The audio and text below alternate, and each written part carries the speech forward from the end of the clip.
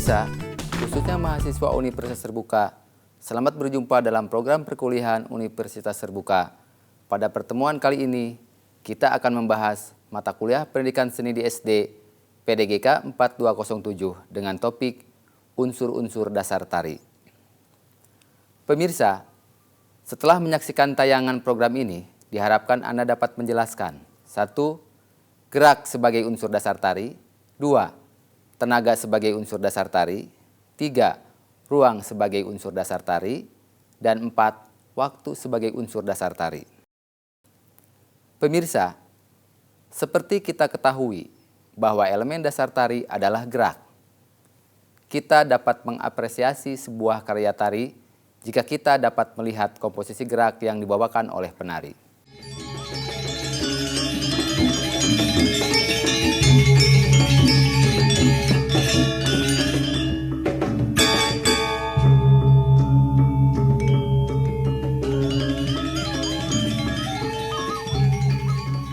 Gerak dalam tari terjadi karena adanya perpaduan antara fungsi-fungsi tubuh, seperti perpaduan fungsi otak yang memerintahkan saraf motorik untuk menggerakkan otot-otot jari, mata, tangan, ataupun kepala dan kaki. Dalam sebuah tarian, antara tubuh, gerak, dan komposisi tari tidak dapat dipisahkan. Terdapat unsur-unsur yang membangunnya, yakni unsur gerak, tenaga, ruang, dan waktu.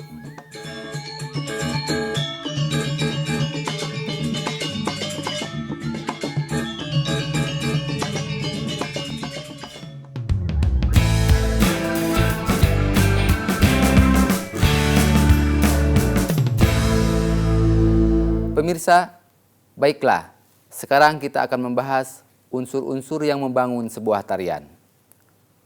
Unsur yang pertama adalah gerak. Gerak di dalam tarian bukanlah gerak seperti dalam kehidupan sehari-hari. Gerak tari adalah gerak yang telah mengalami perubahan atau proses stilasi dari gerak wantah atau asli ke gerak murni dan gerak maknawi. Gerak wantah yang telah mengalami stilasasi itu akhirnya dapat dilihat dan dinikmati karena menjadi gerakan yang memiliki nilai estetik, gerak murni dan gerak maknawi. Gerak-gerak wantah contohnya seperti mencangkul atau membatik dan sebagainya.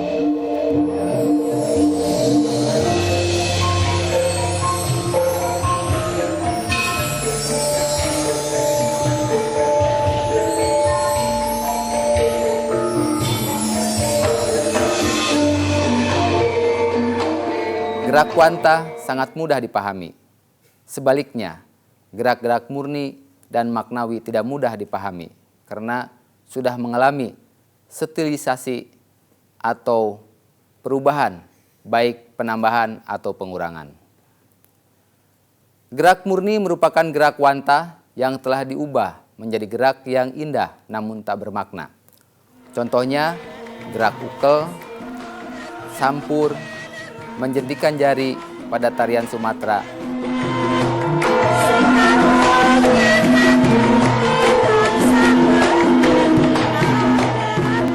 Gerak maknawi adalah gerak wantah yang telah diubah menjadi gerak indah yang bermakna. Contohnya, gerak membatik, menangkap ikan,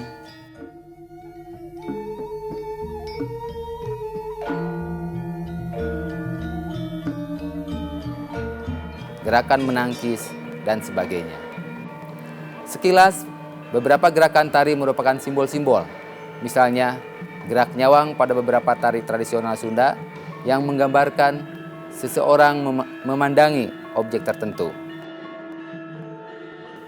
Dalam dunia tari, kita mengenal adanya dua bentuk tari, yakni tari representasional dan tari non-representasional. Tari representasional adalah tarian yang menggambarkan suatu pengertian atau maksud tertentu secara jelas, seperti contoh seorang memerankan tokoh tertentu seperti Gatot Kaca dalam tari Gatot Kaca pada tarian Jawa atau peran Malin Kundang pada tarian Sumatera Barat.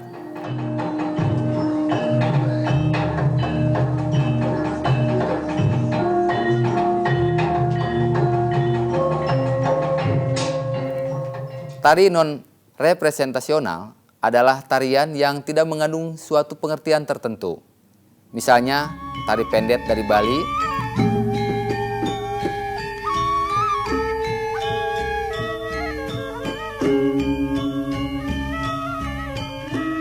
tari serampang 12 dari Melayu,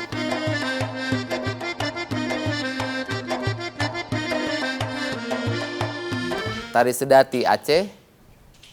Gerakan pada tari representasional dan non-representasional mengandung gerak murni dan maknawi.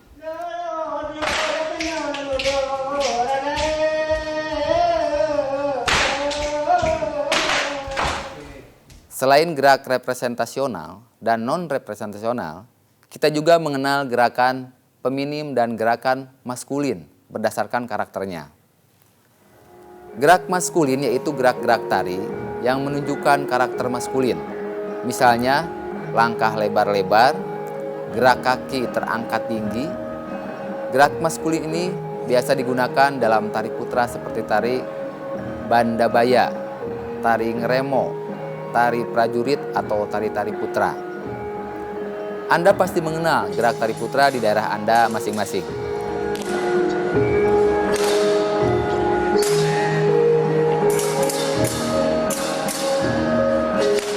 Gerak yang kedua adalah gerak feminim, yaitu gerak-gerak yang menggambarkan sifat feminim. Gerak ini biasa digunakan untuk tari putri, tari tenun, tari serimpi contohnya.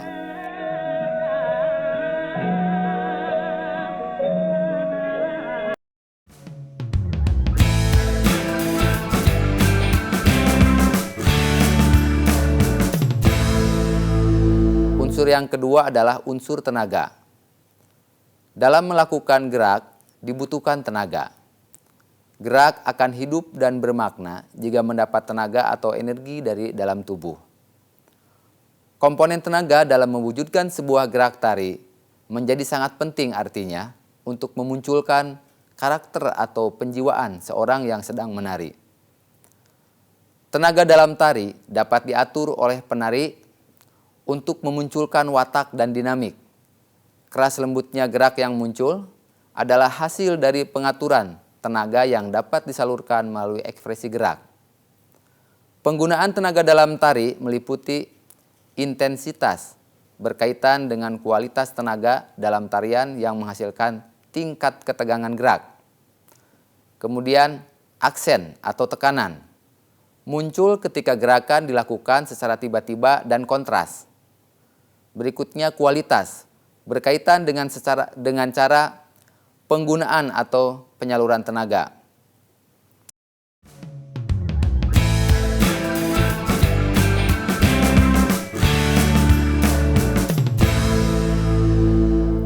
Saudara mahasiswa, unsur yang ketiga adalah ruang.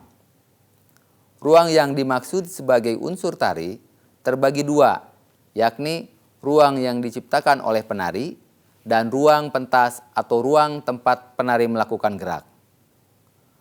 Ruang yang diciptakan penari adalah ruang yang dibatasi oleh imajinasi penari berupa jarak yang terjauh yang dapat dijangkau oleh tangan dan kakinya dalam posisi tidak berpindah tempat. Misalnya, gerak menirukan sayap kupu-kupu terbang yang menggunakan kedua tangan bergerak ke atas dan ke bawah. Lebar atau sempitnya ruang tergantung bagaimana penari mengekspresikan geraknya. Tidak terlalu menjadi masalah sebenarnya jika kita melihat seorang penari hanya memanfaatkan ruang sempit dalam mengekspresikan tariannya. Dan tak sedikit pula penari justru membutuhkan ruang yang lebar untuk mengekspresikan tariannya. Sifat keduanya memang relatif. Pada dasarnya, kebutuhan akan ruang itu merupakan bagian yang tidak terpisahkan dengan karakteristik tarinya.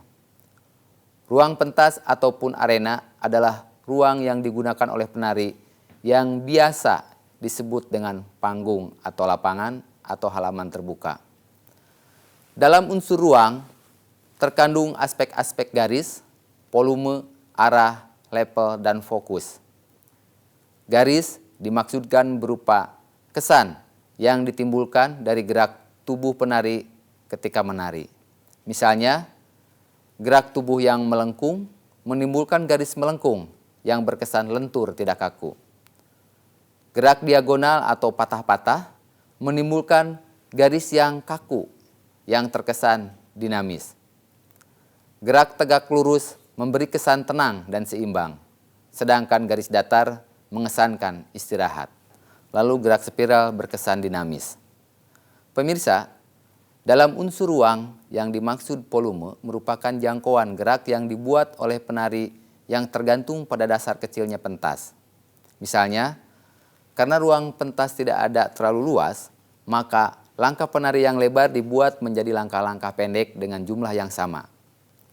Arah yang dimaksudkan di sini adalah arah hadap penari ketika melakukan gerak yang dapat berupa arah ke depan, ke samping, dan ke belakang, serta arah lainnya. Level berkaitan dengan tingkat ketinggian dari posisi tubuh ketika melakukan gerak tari. Seorang penari dapat membuat level tertingginya ketika dia melakukan gerakan melompat, atau level terendahnya ketika dia melakukan gerakan rebahan di lantai pentas. Fokus merupakan sudut pandang dari penonton terhadap penari.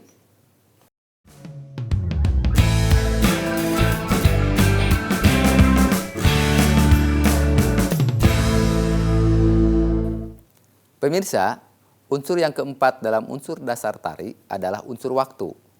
Selain ruang dan tenaga, unsur waktu juga menentukan dalam membangun gerak tari. Dalam unsur waktu ada dua faktor yang sangat penting, yaitu ritme dan tempo. Ritme dalam gerak tari menunjukkan ukuran waktu dari setiap perubahan detail gerak. Ritme lebih mengarah pada ukuran cepat atau lambatnya setiap gerakan yang dapat diselesaikan oleh penari. Tempo mengarah pada kecepatan tubuh penari yang dapat dilihat dari perbedaan panjang pendeknya waktu yang diperlukan.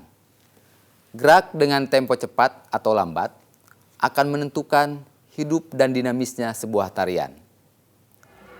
Gerakan yang dilakukan dengan tempo cepat akan berkesan aktif dan menggairahkan.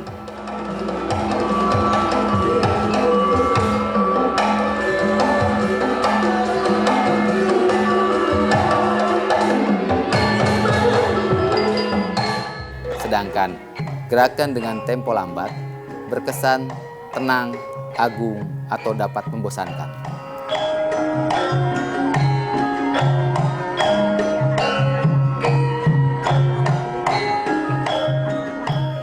Saudara mahasiswa, untuk menggambarkan lebih jelas tentang ritme dan tempo dalam unsur waktu, simaklah contoh berikut. Gerak kaki trisik, seorang penari wanita yang bergerak dari arah belakang ke depan, memerlukan tempo, yakni sejumlah waktu yang diperlukan untuk menyelesaikan gerakan dari belakang sampai ke depan. Sedangkan gerak kaki trisik yang terdiri dari sekuen-sekuen gerak tersebut merupakan ritmenya. Pemirsa, pengenalan tari pada tataran untuk anak sekolah dasar diintegrasikan ke dalam bentuk bermain. Anak pada usia ini mempunyai kecenderungan untuk bermain, mengekspresikan kebebasannya dirinya melalui gerak dan lagu. Pemirsa, itulah tadi pembahasan tentang unsur-unsur dasar tari. Semoga setelah Anda menyimak program ini terinspirasi untuk mencoba membuat komposisi tari sederhana yang dapat disampaikan dalam proses pembelajaran seni di sekolah. Sehingga kesan yang selama ini bahwa pembelajaran seni tidak begitu mendapat perhatian dari guru kelas karena tidak menguasai bidang seni sedikit pun, sedikit demi sedikit akan berubah, sehingga pendidikan seni di SD tidak terkesan dianaktirikan. Selamat berkreasi dan menjadikan seni sebagai mata pelajaran yang menyenangkan bagi anak, begitu juga bagi gurunya. Pemirsa, khususnya mahasiswa Universitas Terbuka dimanapun Anda berada, sampai di sini perjumpaan kita kali ini. Semoga tayangan ini bermanfaat bagi Anda. Selamat belajar dan sukses selalu.